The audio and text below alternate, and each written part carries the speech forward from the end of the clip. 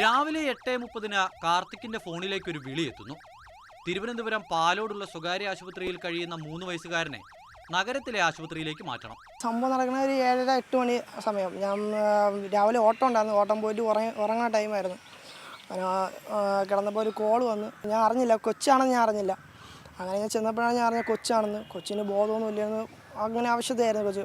അങ്ങനെ അപ്പോഴേ ഞാൻ ഡോക്ടർ പറഞ്ഞ് കാർത്തികെ പെട്ടെന്ന് തന്നെ കൊണ്ടുപോകണം, കൊച്ച് വെരി എമർജൻസി ആണെന്ന് പറഞ്ഞ് ഓക്സിജൻ വയ്ക്കാൻ പറഞ്ഞു. ഓക്സിജൻ വെച്ച് തന്നെ കൊണ്ടുപോവുകയും ചെയ്ത് 45 മിനിറ്റാണ് എൻ്റെ ഡോക്ടർ പറഞ്ഞത്. 45 മിനിറ്റിനുള്ളിൽ കൊച്ചിനെ എത്തിക്കണമെന്ന് പറഞ്ഞു. കിഡ്നി സംബന്ധമായ അസുഖത്തിനുള്ള ചികിത്സയ്ക്കിടെ അപ്രതീക്ഷിതമായി ശ്വാസതടസ്സം നേരിട്ടതിനെ തുടർന്നാണ് ആശുപത്രി മാറ്റം വേണ്ടി വന്നത്. പാലോട് നിന്നും തിരുവനന്തപുരത്തേക്കുള്ള ദൂരം മാത്രമായിരുന്നില്ല കാർത്തിക്കിന് മുന്നിലുള്ള വെല്ലുവിളി. കടുത്ത ഗതാഗതക്കുരുക്കും മറികടന്ന് വേണമായിരുന്നു ആശുപത്രിയിലേക്ക് എത്താൻ. പോലീസും സഹായിച്ചു. ഇവിടെ നിന്നൊരു 30-31 അത്ര അതിൽ കൂടുതൽ. എത്ര കിലോമീറ്റർ ഉണ്ടായിരുന്നു?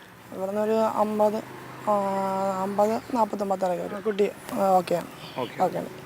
ആശുപത്രിയിലെ CCTV ദൃശ്യങ്ങൾ പുറത്തു വന്നതോടെയാണ് കാർത്തിക്കിന്റെ ദൗത്യത്തെപ്പറ്റി പുറംലോകം അറിഞ്ഞത്. ഇങ്ങനെയുള്ള ഒരുപാട് കാർത്തിക്കുമാർ ജീവനും കയ്യിലേന്തി നമ്മുടെ നിരത്തുകളിലൂടെ പായുന്നുണ്ട്.